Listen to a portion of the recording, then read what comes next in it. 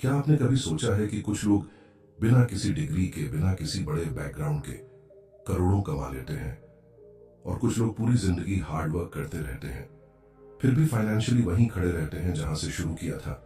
सच यही है कि प्रॉब्लम आपकी मेहनत में नहीं है, प्रॉब्लम उस सीक्रेट सिस्टम में है जो अमीर लोग जानते हैं और आपसे छुपाते हैं। सैकड़ों साल पहले इटली में एक इंसान ने एक ऐसी किताब लिखी जिसे किंग्स और एम्परर्स ने अपनी तकिए के नीचे रखा। उसका नाम था निकोलो मकियावेली और उसकी किताब थी द प्रिंस। ये किताब सिर्फ पॉलिटिक्स की नहीं थी, ये पावर, वेल्थ और रियल वर्ल्ड सक्सेस की सबसे डेंजरस हैंडबुक थी। जरा सोचिए, अगर आप इन 9 सीक्रेट्स को आज समझ लें तो 1 साल बाद आपकी लाइफ कहां हो सकती है। आपके डिसीजंस शार्पर होंगे, आपका माइंडसेट स्ट्रॉन्गर होगा और आपके हाथ में वो वेपन होगा जो सिर्फ सक्सेसफुल लोगों के पास होता है। आज की इस पावरफुल वीडियो में आप जानेंगे कि कैसे स्मार्ट लोग अलायंसेस बनाकर वेल्थ ग्रो करते हैं, कैसे टाइमिंग और इंफॉर्मेशन एक ऑर्डिनरी इंसान को एक्स्ट्राऑर्डिनरी बनाती है, कैसे फियर और रिस्पेक्ट को एक साथ मैनेज किया जाता है, कैसे हर क्राइसिस में री इन्वेंट होकर आगे बढ़ा जाता है, और कैसे एक ऐसी लेगेसी बनाई जाती है जो आपके बाद भी काम करती रहे। ये सिर्फ मोटिवेशन नहीं है, ये वो प्रैक्टिकल विजडम है जो सदियों से टेस्टेड और प्रूवन है। अगर आप सच में अपनी फाइनेंशियल लाइफ बदलना चाहते हैं तो इस वीडियो को अभी लाइक करें, हमारे चैनल को सब्सक्राइब करें और नीचे कमेंट में लिखें I will follow these rules, ताकि यह नॉलेज उन लोगों तक भी पहुंचे जिन्हें इसकी सबसे ज्यादा जरूरत है। चलिए शुरू करते हैं। Secret 1, the secret of power. जरा एक पल के लिए रुकिए और अपने आसपास देखिए। आपके पड़ोस में एक इंसान है जो कोई बड़ी जॉब नहीं करता, कोई फैंसी डिग्री नहीं है उसके पास, फिर भी उसके पास एक अच्छी गाड़ी है, एक अच्छा घर है और सबसे इंपॉर्टेंट, उसके चेहरे पर एक अजीब सी शांति है। और दूसरी तरफ आप हैं, हर महीने सैलरी आती है, हर महीने चली जाती है, हार्ड वर्क पूरी है, डेडिकेशन पूरी है, फिर भी कुछ है जो मिसिंग है। वो मिसिंग चीज क्या है? यही सवाल आज हम एक्सप्लोर करने वाले हैं। सच यही है कि पैसा कमाना एक स्किल नहीं है, पैसा कमाना एक माइंडसेट है, और ये माइंडसेट आपको स्कूल में नहीं सिखाया जाता, ये आपको किसी कॉलेज की किताब में नहीं मिलता। ये सिखाया जाता है बंद कमरों में, प्राइवेट कॉन्वर्सेशंस में, उन लोगों के बीच जो ऑलरेडी इस गेम को जीत चुके हैं। मकियावेली ने द प्रिंस में एक बात कही जो सुनने में सिंपल लगती है, लेकिन जब आप इसे समझते हैं तो आपकी रूह कांप जाती है। उसने कहा, पावर वो नहीं लेता जो सबसे ज्यादा मेहनत करता है, पावर वो लेता है जो सबसे ज्यादा समझदारी से सोचता है। बस इतनी सी बात, लेकिन इसी एक लाइन ने सदियों तक किंग्स और एम्परर्स की स्ट्रेटजी को डिफाइन किया। फर्क यहीं पैदा होता है। आम इंसान सोचता है कि ज्यादा काम करो, ज्यादा मिलेगा, लेकिन वेल्थी इंसान सोचता है कि सही काम करो, सही टाइम पर, सही लोगों के साथ, और बाकी सब ऑटोमेटिकली फॉलो करेगा। ये लेजीनेस नहीं है, ये लेवरेज है। ये वो सीक्रेट है जो कोई आपको ओपनली नहीं बताता। जरा सोचिए उस इंसान के बारे में जो सुबह 6 बजे उठता है, रात 11 बजे सोता है, वीकेंड्स भी काम करता है, और फिर भी 10 साल बाद वो वहीं खड़ा है। और एक दूसरा इंसान है जो शायद 5 से 6 घंटे काम करता है, लेकिन उसने अपना टाइम, अपनी एनर्जी और अपना पैसा एक ऐसी जगह लगाया है जहां से रिटर्न आता रहता है। पहला इंसान किसी और की ड्रीम बिल्ड कर रहा था, दूसरा इंसान अपनी। याद रखिए, अमीर लोग अपना टाइम नहीं बेचते, वो सिस्टम्स बनाते हैं। वो ऐसी स्ट्रक्चर्स क्रिएट करते हैं जो उनके सोते वक्त भी काम करती हैं। मकियावेली इसी को पावर का आर्किटेक्चर कहता था।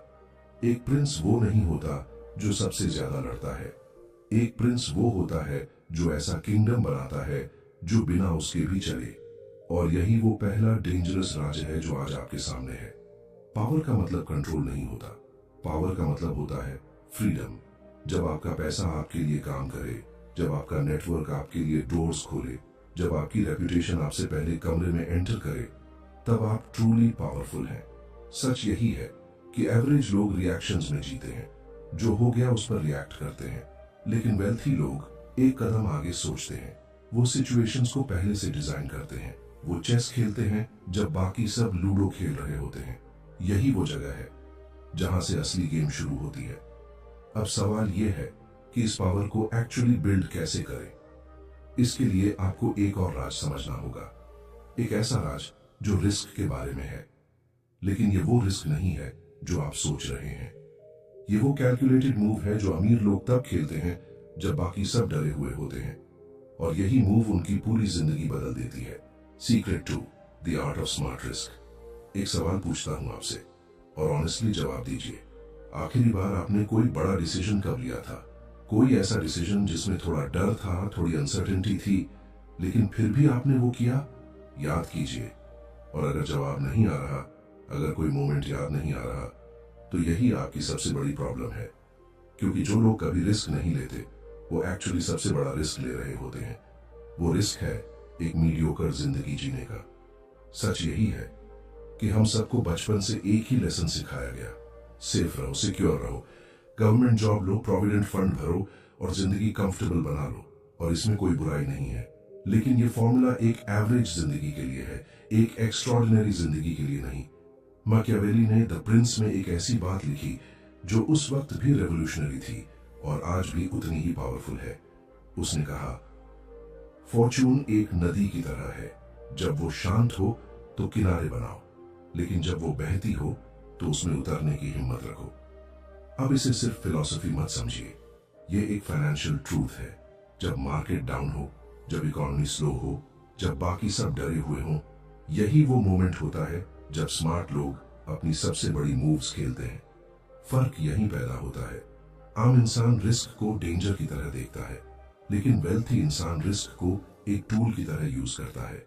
वो हर रिस्क को पहले तौलता है, समझता है, कैलकुलेट करता है, और फिर एक ऐसा स्टेप लेता है जो बाहर से तो बोल्ड दिखता है, लेकिन अंदर से वो पूरी तरह प्रिपेयर्ड होता है। जरा इमेजिन कीजिए 2008 की ग्लोबल फाइनेंशियल क्राइसिस। पूरी दुनिया पैनिक में थी, लोग अपने स्टॉक्स बेच रहे थे, बिजनेसेस बंद हो रहे थे, और हर तरफ सिर्फ एक ही बात थी, सब कुछ खत्म हो गया। लेकिन उसी वक्त वॉरेन बफेट ने बिलियंस ऑफ डॉलर्स इन्वेस्ट किए, उसी क्राइसिस में, उसी डर के माहौल में, और कुछ सालों बाद वो इन्वेस्टमेंट उनकी लाइफ की सबसे बड़ी वेल्थ बन गई। क्या वो लकी थे? नहीं, वो प्रिपेयर्ड थे। उन्होंने वो किया जो मैकियावेली ने सदियों पहले कहा था, जब नदी बह रही हो तो उसमें उतरो। याद रखिए, रिस्क लेना और जुआ खेलना दो अलग अलग चीजें हैं। जुआ वो होता है जब आप बिना सोचे, बिना समझे, सिर्फ लक के भरोसे कोई डिसीजन लेते हैं। लेकिन कैलकुलेटेड रिस्क वो होता है जब आप हर एंगल से सिचुएशन को एनालाइज करते हैं, वर्स्ट केस सिनेरियो को एक्सेप्ट करते हैं और फिर एक इन्फॉर्म्ड डिसीजन लेते हैं। यही वो डिफरेंस है जो एक गैम्बलर को और एक इन्वेस्टर को अलग करता है। और यहाँ एक और साइकोलॉजिकल ट्रूथ है जो आपको जाननी चाहिए। हमारा ब्रेन नेचुरली लॉस को गेन से ज्यादा फील करता है। इसे साइंटिस्ट्स लॉस अवर्जन कहते हैं। इसीलिए जब कोई अपॉर्चुनिटी आती है, हम पहले ये सोचते हैं कि अगर ये फेल हो गया तो, बजाय इसके कि अगर ये सक्सीड हो गया तो मेरी लाइफ कैसी होगी। यही वो मेंटल ट्रैप है जिसमें एवरेज लोग फंसे रहते हैं, और वेल्थी लोग इस ट्रैप को जानते हैं। इसीलिए वो कॉन्शियसली अपने ब्रेन को रीप्रोग्राम करते हैं। यही वो जगह है जहां असली ट्रांसफॉर्मेशन होती है, जब आप फियर को इंफॉर्मेशन की तरह यूज करना सीख जाते हैं। जब डर आए और आप उससे पूछें, तू मुझे क्या बता रहा है, बजाय इसके कि आप उससे भाग जाए। डर एक सिग्नल है, एक वार्निंग नहीं। सच यही है कि हर बड़ी सक्सेस स्टोरी के पीछे एक मोमेंट होता है जब उस इंसान ने डर को देखा, उसे महसूस किया और फिर भी आगे बढ़ गया। वो मोमेंट ही उनकी जिंदगी का टर्निंग पॉइंट था, और वो मोमेंट आपकी जिंदगी में भी आएगा। शायद वो मोमेंट यही है। अब आप सोच रहे होंगे कि रिस्क तो समझ आया, लेकिन अकेले रिस्क लेने से कोई एम्पायर नहीं बनता। इसके लिए कुछ और भी चाहिए, कुछ ऐसा जो आपकी स्ट्रेंथ को मल्टीप्लाई करे, आपकी रीच को बढ़ाए और आपके हर मूव को और पावरफुल बनाए। और वो चीज है सही लोगों के साथ सही alliance. Secret 3, the game of alliances. आपने कभी नोटिस किया है कि जब कोई बड़ा इंसान किसी नए शहर में जाता है तो सबसे पहले वो क्या करता है? वो होटल नहीं ढूंढता, वो रेस्टोरेंट नहीं ढूंढता, वो सबसे पहले यह ढूंढता है कि इस शहर में उसका कोई कनेक्शन है या नहीं, कोई ऐसा इंसान जो उसे सही दरवाजे तक पहुंचा सके। ये कोइंसिडेंस नहीं है, ये एक डीपली प्रैक्टिस्ड हैबिट है, और यही वो हैबिट है जो ऑर्डिनरी लोगों और एक्स्ट्रॉर्डिनरी लोगों के बीच की सबसे बड़ी दीवार है। सच यही है कि इस दुनिया में दो तरह के लोग होते हैं। एक वो जो अकेले लड़ते हैं, अकेले स्ट्रगल करते हैं और सोचते हैं कि मेहनत ही सब कुछ है, और दूसरे वो जो जानते हैं कि सही इंसान के साथ एक कॉन्वर्सेशन सालों की मेहनत से ज्यादा वैल्यू दे सकती है। फर्क यहीं पैदा होता है। एक अकेला तीर होता है, दूसरा पूरा तरकश। मैकियावेली ने द प्रिंस में अलायंसेस के बारे में कुछ ऐसा कहा जो आज भी बिजनेस की दुनिया में उतना ही रेलेवेंट है। उसने कहा, एक वाइज प्रिंस वो होता है जो यह जानता हो कि कब किसके साथ खड़ा होना है और कब अकेले चलना है। यह सुनने में सिंपल लगता है, लेकिन इसके अंदर एक पूरी फिलॉसफी छुपी है। हर अलायंस एक इन्वेस्टमेंट है, और हर इन्वेस्टमेंट की तरह यहां भी यह देखना जरूरी है कि रिटर्न क्या मिलेगा। याद रखिए, हर वो इंसान जो आपकी लाइफ में है, वो या तो आपको ऊपर खींच रहा है या नीचे। कोई न्यूट्रल नहीं होता। जो लोग आपके ड्रीम्स को सीरियसली नहीं लेते, जो लोग आपकी हर आइडिया पर पहले लेकिन लगाते हैं, जो लोग आपकी ग्रोथ देखकर अनकंफर्टेबल हो जाते हैं, वो लोग आपके दुश्मन नहीं हैं, लेकिन वो आपके एलाइज भी नहीं है। और मैकियावेली के अकॉर्डिंग जो आपका एलाई नहीं है, वो अल्टीमेटली आपकी प्रोग्रेस का ऑब्स्टिकल है।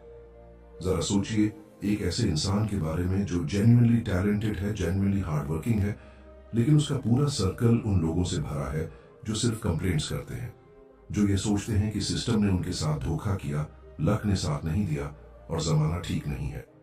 उस इंसान की एनर्जी धीरे धीरे उसी नेगेटिविटी में अब्सॉर्ब हो जाती है।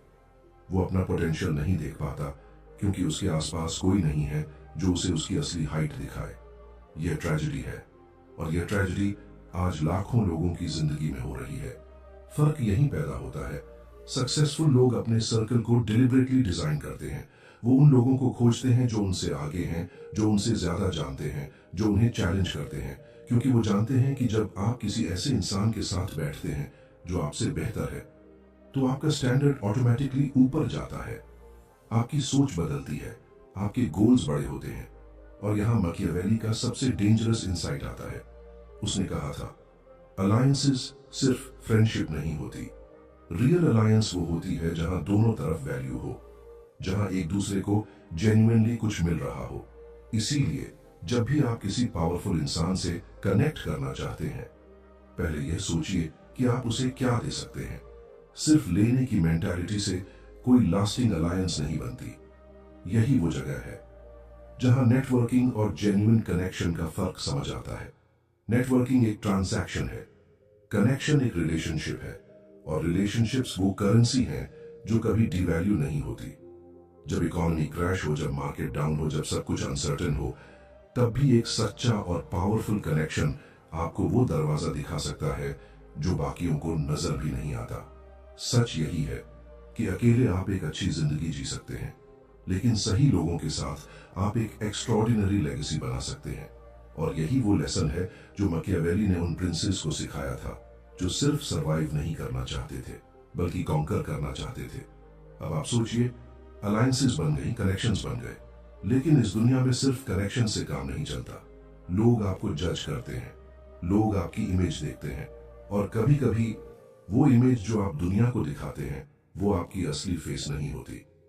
अमीर लोग इस आर्ट को बखूबी जानते हैं। वो जेनरोसिटी का एक ऐसा मास्क पहनते हैं जिसके पीछे उनकी सबसे शार्प स्ट्रैटेजी छुपी होती है। Secret for the mask of generosity. एक कन्फेशन करता हूं आपसे आज। जब भी हम किसी अमीर इंसान को किसी चैरिटी इवेंट में देखते हैं, किसी को पब्लिकली डोनेट करते देखते हैं, किसी बड़े कॉज के लिए खड़े होते देखते हैं, तो हमारे मन में एक फीलिंग आती है, रिस्पेक्ट, एडमिरेशन, और कभी कभी थोड़ी सी गिल्ट भी कि काश हम भी इतना कर पाते।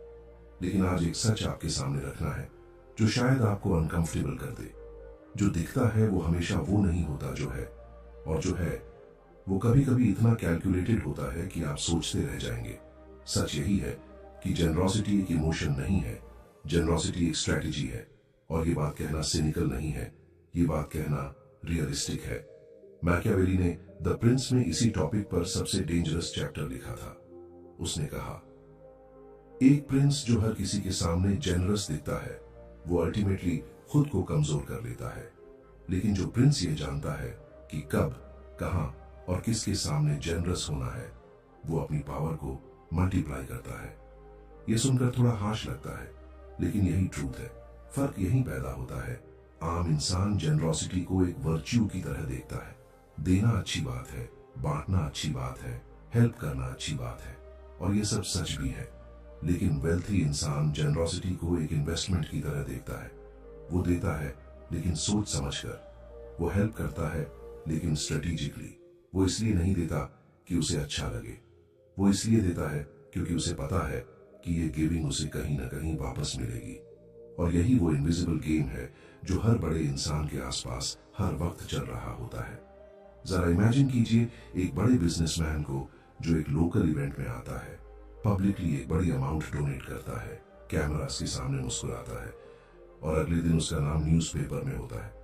आप सोचते हैं कि वो कितना अच्छा इंसान है, लेकिन असलियत ये है कि उस डोनेशन से उसे टैक्स बेनिफिट्स मिले, उसकी ब्रांड इमेज स्ट्रेंथन हुई, उसके बिजनेस के नए डोर्स खुले, और उस इवेंट में जो कनेक्शंस बने वो उसके अगले डील की फाउंडेशन बन गए। ये रॉन्ग नहीं है, ये जीनियस है, लेकिन ये वो चीज है जो कोई आपको ओपनली नहीं बताता। याद रखिए, दुनिया में दो तरह की जेनरोसिटी होती है।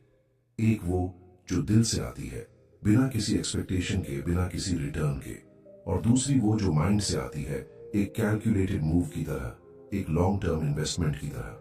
और ऑनेस्टली सक्सेसफुल लोग दोनों का बैलेंस जानते हैं। वो जेन्युइनली भी देते हैं और स्ट्रेटेजिकली भी। लेकिन फर्क ये है कि वो कभी अपनी कोर इंटरेस्ट को सैक्रिफाइस नहीं करते। और यहां मैकियावेली का सबसे अनकंफर्टेबल ट्रूथ सामने आता है। उसने कहा था कि जो लोग हर किसी को खुश करने की कोशिश में अपना सब कुछ लुटा देते हैं, वो एक दिन ऐसी सिचुएशन में पहुंच जाते हैं जहां उनके पास देने के लिए कुछ नहीं बचता। और तब वो लोग जिन्हें उन्होंने इतना दिया वो भी साथ नहीं होते, क्योंकि गिविंग के बदले लॉयल्टी नहीं मिलती, रिस्पेक्ट मिलती है। और रिस्पेक्ट तब तक है जब तक आप देते रहते हैं। यही वो जगह है जहां एवरेज लोग ट्रैप हो जाते हैं।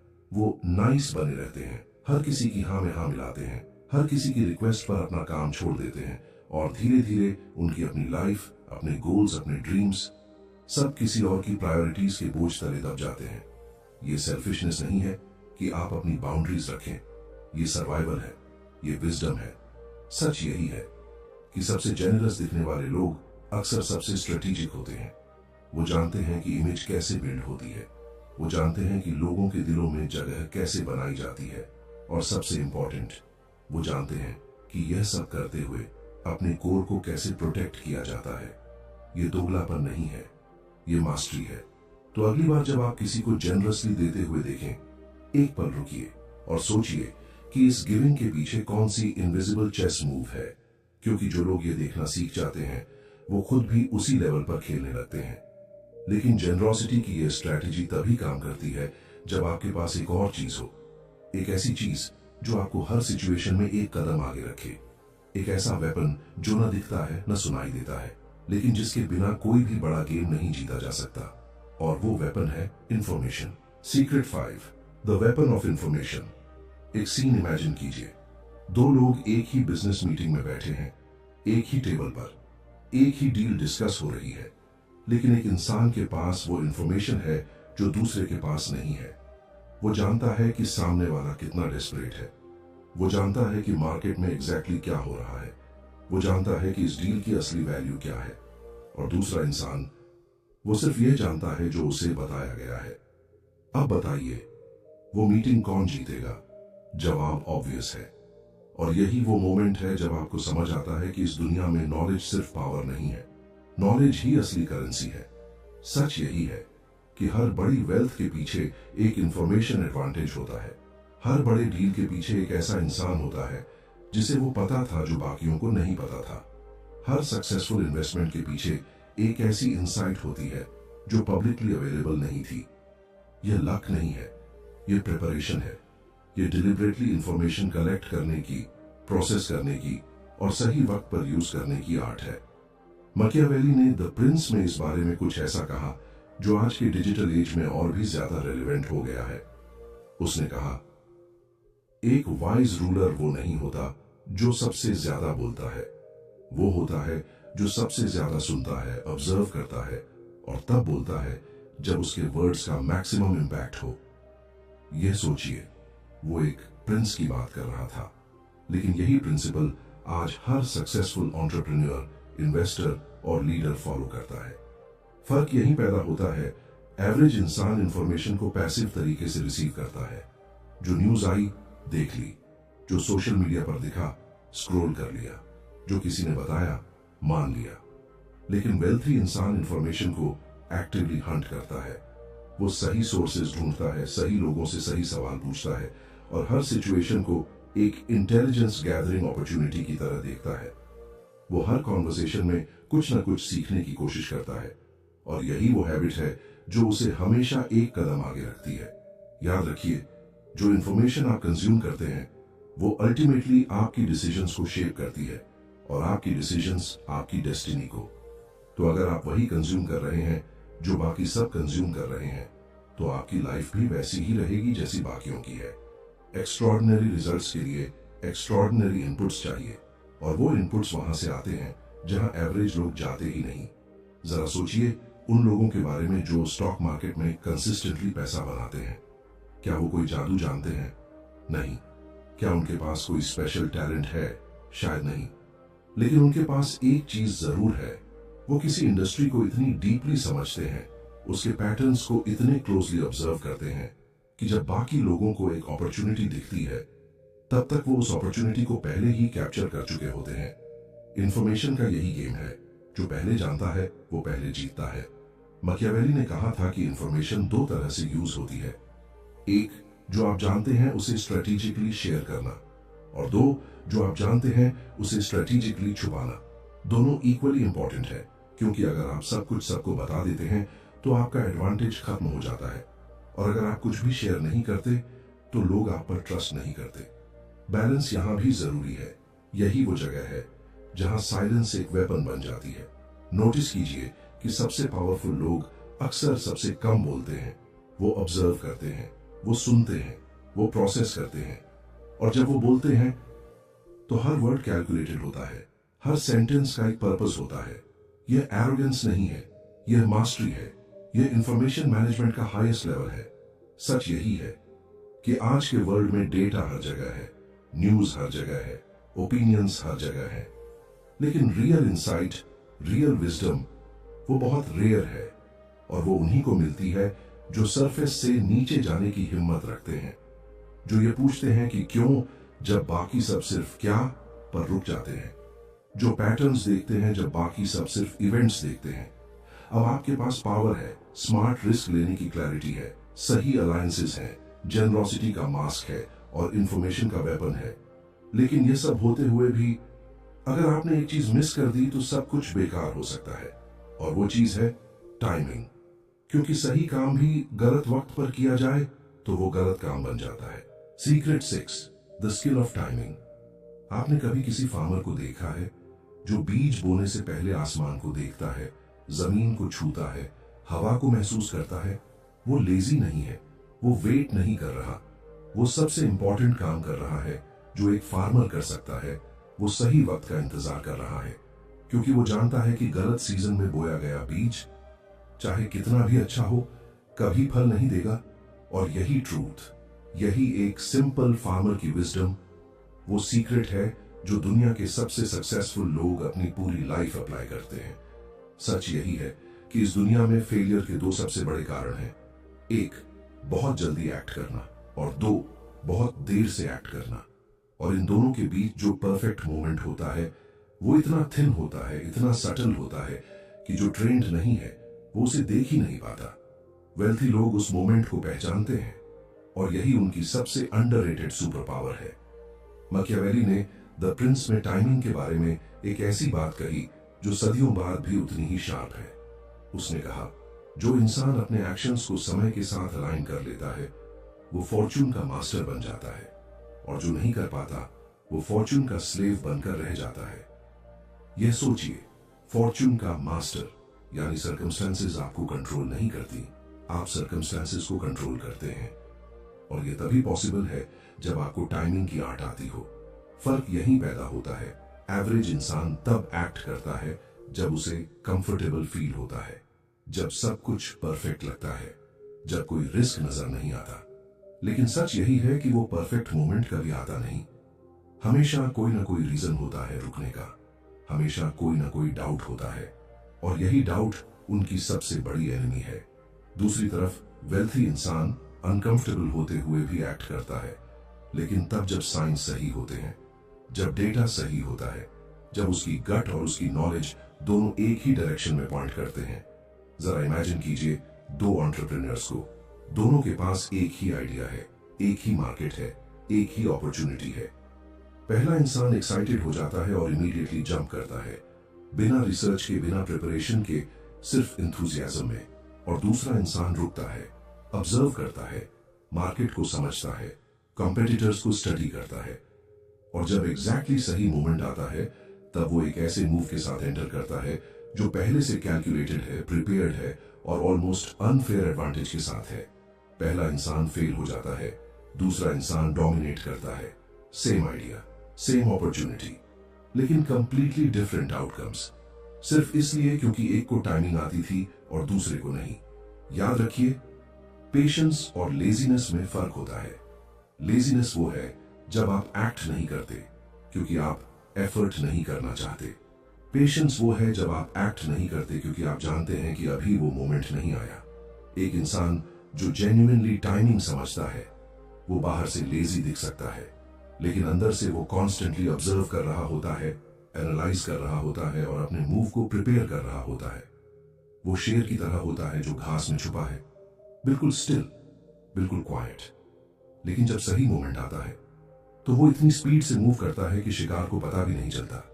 यही वो जगह है जहां आपकी पूरी गेम बदल सकती है। जब आप यह सीख लेते हैं कि हर अपॉर्चुनिटी को तुरंत ग्रैब नहीं करना, हर थ्रेट से तुरंत भागना नहीं, बल्कि एक पल रुक कर पूछना, क्या यह सही वक्त है, और उस सवाल का जवाब ऑनेस्टली देना। यह एक डिसिप्लिन है, यह एक प्रैक्टिस है, और यह वो प्रैक्टिस है जो ऑर्डिनरी डिसीजंस को एक्स्ट्रॉर्डिनरी आउटकम्स में कन्वर्ट करती है। सच यही है कि जिस चीज का आप सही वक्त पर इस्तेमाल करते हैं वो चीज अपनी फुल पोटेंशियल देती है, चाहे वो पैसा हो, नॉलेज हो, रिलेशनशिप हो या अपॉर्चुनिटी। और जो चीज गलत वक्त पर यूज की जाए वो चाहे कितनी भी पावरफुल हो, अपना असर नहीं दिखाती। अब आपके पास टाइमिंग की क्लैरिटी है, लेकिन एक सवाल अभी भी बाकी है। जब आप सही वक्त पर सही मूव लेते हैं तो लोग आपको फॉलो क्यों करें, आपकी बात क्यों सुने, आपके साथ क्यों चले? इसके लिए एक और एलिमेंट चाहिए, एक ऐसी क्वालिटी जो लोगों को आपकी तरफ खींचे, बिना फोर्स के, बिना मैनिपुलेशन के। और वो क्वालिटी है एक ऐसा कॉम्बिनेशन जो बहुत कम लोगों के पास होता है, फियर और रिस्पेक्ट का perfect balance. Secret 7, the power of fear and respect. एक सवाल पूछता हूं आपसे और इसका जवाब बहुत ऑनेस्टली दीजिए। क्या आप चाहते हैं कि लोग आपको लाइक करें, या आप चाहते हैं कि लोग आपको सीरियसली लें? क्योंकि यह दोनों बहुत अलग चीजें हैं। और अक्सर जो लोग सबको लाइक करने में लगे रहते हैं वो कभी सीरियसली नहीं लिए जाते, और जो लोग सीरियसली लिए जाते हैं वो हमेशा सबको लाइक नहीं करते। ये एक अनकंफर्टेबल ट्रूथ है, लेकिन यही वो ट्रूथ है जिसे मैकियावेली ने सदियों पहले इतनी क्लियरली समझा था कि आज भी दुनिया के सबसे पावरफुल लीडर्स इसी प्रिंसिपल पर चलते हैं। सच यही है कि मैकियावेली का सबसे फेमस क्वेश्चन यही था, क्या एक लीडर के लिए बेटर है कि उसे लव किया जाए या फियर किया जाए? और उसका जवाब था, आइडियली दोनों, लेकिन अगर चूज करना पड़े तो फियर ज्यादा रिलायबल है। यह सुनकर आपको लग सकता है कि यह बहुत हार्श है, बहुत कोल्ड है, लेकिन रुकिए, क्योंकि मैकियावेली जो फियर की बात कर रहा था वो डर नहीं था, वो रिस्पेक्ट था। वो एक ऐसी प्रेजेंस थी जो लोगों को यह फील कराए कि इस इंसान के साथ मजाक नहीं चलता, इस इंसान की बात को सीरियसली लेना पड़ेगा। फर्क यहीं पैदा होता है, जो लोग सिर्फ लाइकेबल बनने की कोशिश करते हैं वो अक्सर बाउंड्रीज नहीं रख पाते। वो हाँ कहते रहते हैं जब उन्हें नहीं कहना चाहिए। वो अपनी वैल्यूज कॉम्प्रोमाइज करते रहते हैं सिर्फ इसलिए कि कोई उनसे नाराज ना हो जाए, और धीरे धीरे लोग उन्हें एक ऑप्शन की तरह ट्रीट करने लगते हैं, एक प्रायोरिटी की तरह नहीं। दूसरी तरफ जो लोग जेन्युइन रिस्पेक्ट कमांड करते हैं वो क्लियरली कम्युनिकेट करते हैं कि उनके साथ कैसा बिहेवियर एक्सेप्टेबल है और कैसा नहीं, और यही क्लैरिटी उन्हें पावरफुल बनाती है। जरा सोचिए एक ऑफिस एनवायरनमेंट के बारे में। दो मैनेजर्स हैं। पहला मैनेजर हर किसी का दोस्त है, सबके साथ हंसता है, सबकी बात मानता है, कभी किसी को नहीं कहता। टीम उसे लाइक करती है, लेकिन जब डेडलाइन आती है तो लोग उसकी बात को सीरियसली नहीं लेते, काम टलता रहता है, रिजल्ट्स एवरेज रहते हैं। और दूसरा मैनेजर, वो फ्रेंडली है लेकिन फर्म है, वो क्लियरली बताता है कि एक्सपेक्टेशंस क्या है। जब कोई गलती होती है तो वो डायरेक्टली एड्रेस करता है।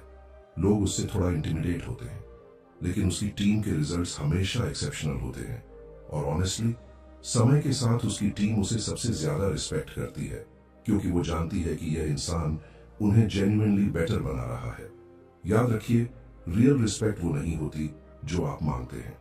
रियल रिस्पेक्ट वो होती है जो आप अर्न करते हैं, और वो अर्न होती है आपकी कंसिस्टेंसी से, आपकी इंटेग्रिटी से, आपके एक्शन से।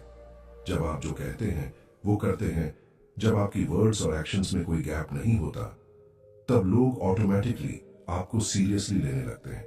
ये कोई मैनिपुलेशन नहीं है, ये कैरेक्टर की स्ट्रेंथ है। सच यही है कि सबसे पावरफुल लोग वो नहीं होते जो सबसे ज्यादा चिल्लाते हैं।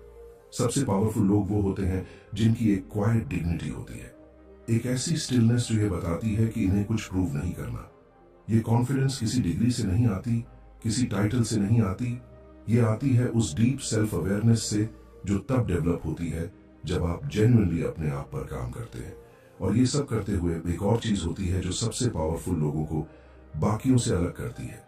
वो चीज है उनकी एबिलिटी टू चेंज, उनकी एबिलिटी टू अडेप्ट।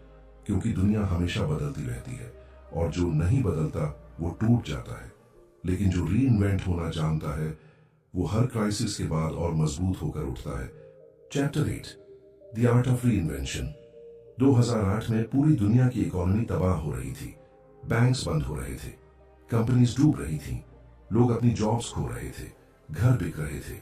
और उस केओस में, उस कंप्लीट डिस्ट्रक्शन में एक इंसान था जिसने अपना सब कुछ खो दिया। बिजनेस गया, सेविंग्स गई, रेपुटेशन गई।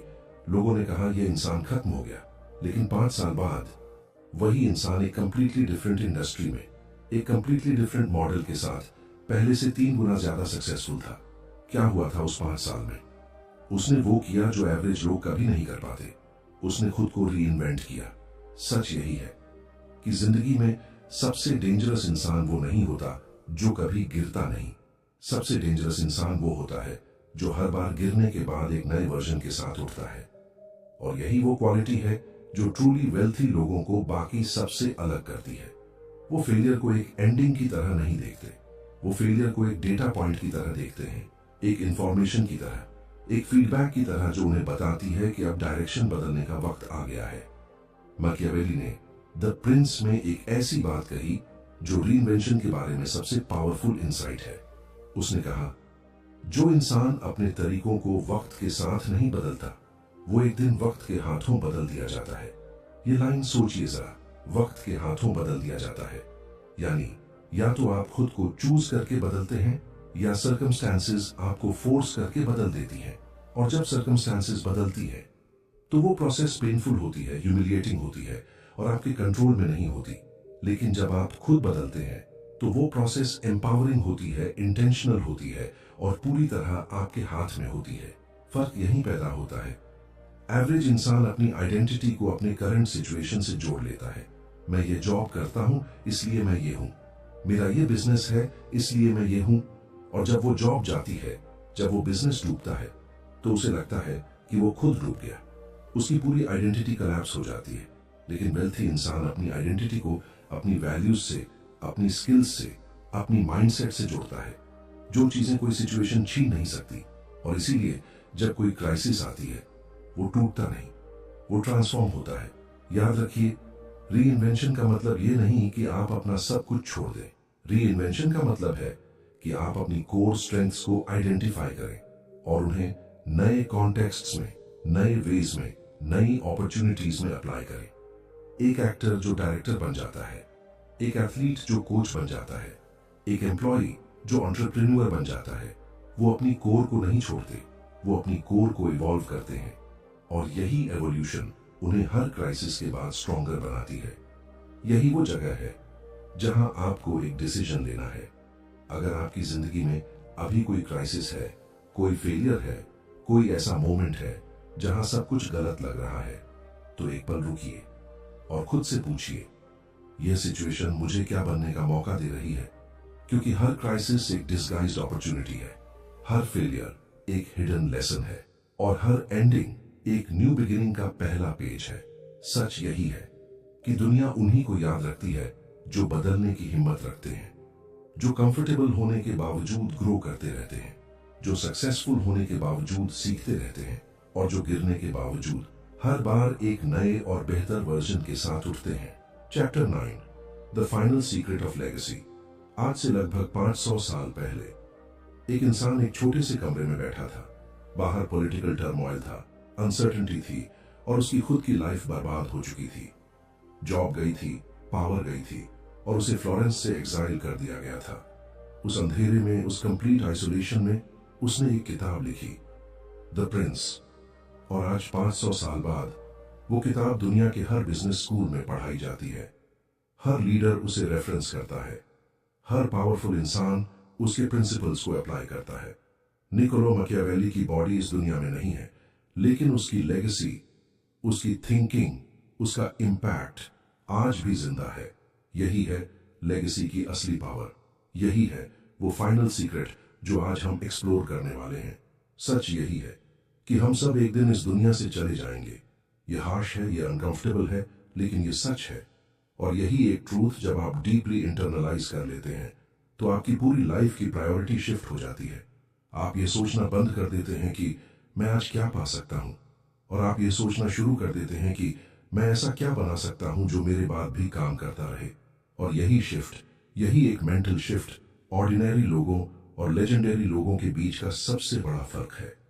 मैकियावेली ने द प्रिंस में लेगेसी के बारे में कुछ ऐसा कहा जो आज भी उतना ही रेलेवेंट है। उसने कहा, एक ग्रेट प्रिंस वो नहीं होता जो अपने लाइफ टाइम में सबसे ज्यादा जीतता है। ग्रेट प्रिंस वो होता है जो एक ऐसा किंगडम बनाता है जो उसके बाद भी खड़ा रहे। यह सिर्फ राजाओं के लिए नहीं था, यह हर उस इंसान के लिए है जो सिर्फ सरवाइव नहीं करना चाहता, बल्कि एक ऐसा इम्पैक्ट छोड़ना चाहता है जो टाइम को भी मात दे।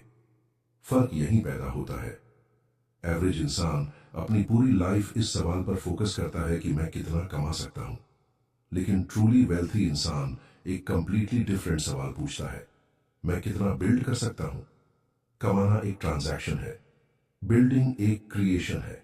कमाया हुआ पैसा खर्च हो जाता है, बिल्ड की हुई चीज, एक बिजनेस, एक सिस्टम, एक आइडिया, एक मूवमेंट, वो जनरेशंस तक चलती है। और यही वो फंडामेंटल डिफरेंस है जो एक रिच इंसान को और एक वेल्थी इंसान को अलग करता है। रिच होना एक नंबर है, वेल्थी होना एक लेगेसी है। यही वो जगह है जहां यह पूरी जर्नी कंप्लीट होती है। पावर से शुरू हुए थे, स्मार्ट रिस्क से आगे बढ़े, अलायंसेस बनाई, जेनरोसिटी का मास्क समझा, इंफॉर्मेशन को वेपन बनाया, टाइमिंग की आर्ट सीखी, फियर और रिस्पेक्ट का बैलेंस जाना, री इन्वेंशन की पावर महसूस की, और अब लेगेसी का वो फाइनल पीस जो इन सब चीजों को एक मीनिंगफुल होल में बाइंड करता है। सच यही है कि मैकियावेली ने जो 500 साल पहले लिखा था वो सिर्फ प्रिंसेस के लिए नहीं था, वो आपके लिए था, मेरे लिए था, हर उस इंसान के लिए था जो यह मानता है कि उसकी जिंदगी में कुछ एक्स्ट्राऑर्डिनरी होने की पॉसिबिलिटी है।